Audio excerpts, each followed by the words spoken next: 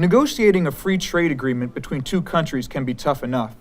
But in the case of TTIP, one party represents 27 countries. To get a sense of the opportunities and challenges this creates, the GED team arranged for Bertelsmann Foundation's Tyson Barker and André Stucklich to sit down with EU Trade Commissioner Karel de Gucht.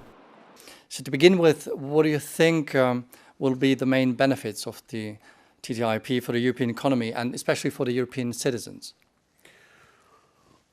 The idea is that we would team up the two biggest economies in the world, the European Union being the biggest and the United States being the second biggest. It's also a mature economy, so they have the same level of development.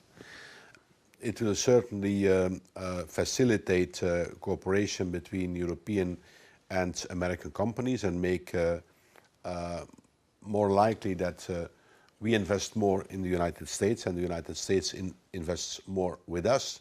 And that's going to create jobs, obviously. What do you think that the effects of a comprehensive agreement would be on economic cohesion and convergence within Europe? And could economic disparities increase or decrease? The ability of member states to export is certainly enhanced by a number of measures that have been taken by the countries that got into difficulty, and especially in those member states. And you see that, by the way, at the export figures of countries like Spain, that now, for the first time since a very long time, by the way, have a trade surplus.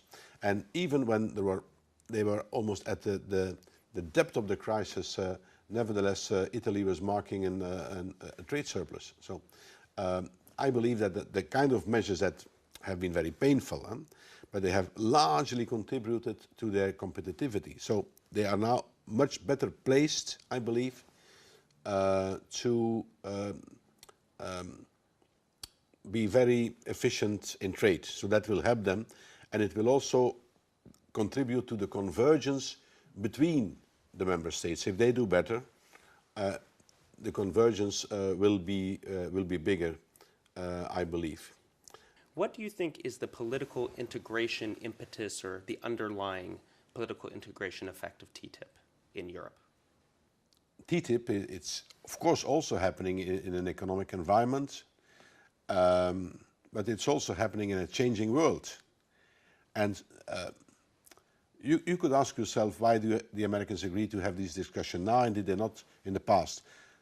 Because it's politically and geopolitically driven. Again, no, it's about repositioning our economies in the world economy. That's partly what it is about.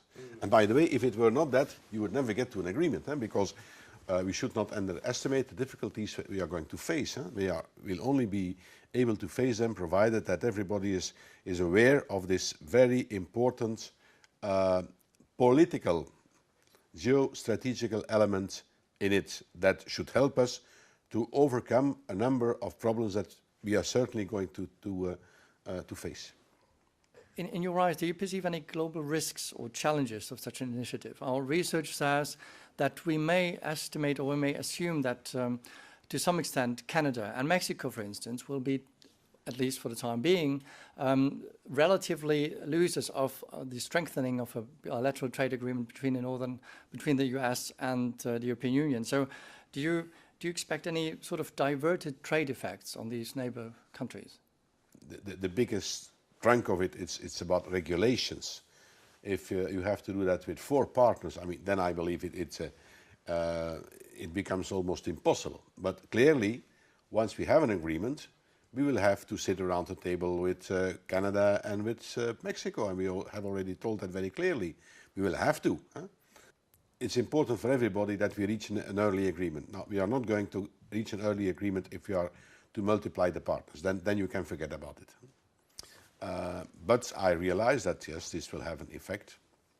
Adding to this, some critics would argue that TTIP will eventually lead to the death of the Doha round. So I think it could very well function as a lever. One should look at what are the real reasons why we are stuck in the Doha round. The paradigm of the Doha rounds was and is that there is an asymmetry in obligations between the least developed countries, the emerging economies, the developed countries and the developing countries. No? Where if we are successful in making this agreement, that's an if, and it's not a small if, but if we are successful, that I think will certainly influence that kind of debate in the Doha round. And if that debate, if at least that debate starts again, you know, on what is the real problem within Doha, that's the real starting point, I believe, to come to a conclusion of Doha. So it could very well be used as a lever. What do you think will be the biggest hurdles and the most sensitive issues in negotiations? You know, in such a negotiation, you never know on beforehand, because it depends on a lot of things, you know. All of a sudden, what you would think is a rather small problem, all of a sudden is mushrooming and overshadowing everything. So it's difficult to say. But what technically certainly is the most challenging, it's regulation. Regulation, where you will have making them compatible, making them equivalent, sometimes harmonizing them. And for the future, we should find a way avoiding that we have divergent regulation. So this is certainly technically very, very difficult, and also politically, because the way that we set standards, norms, and establish regulations, and the United States do that, are not the same. So do you think that a 2-year timeline is realistic for the talks, for negotiation?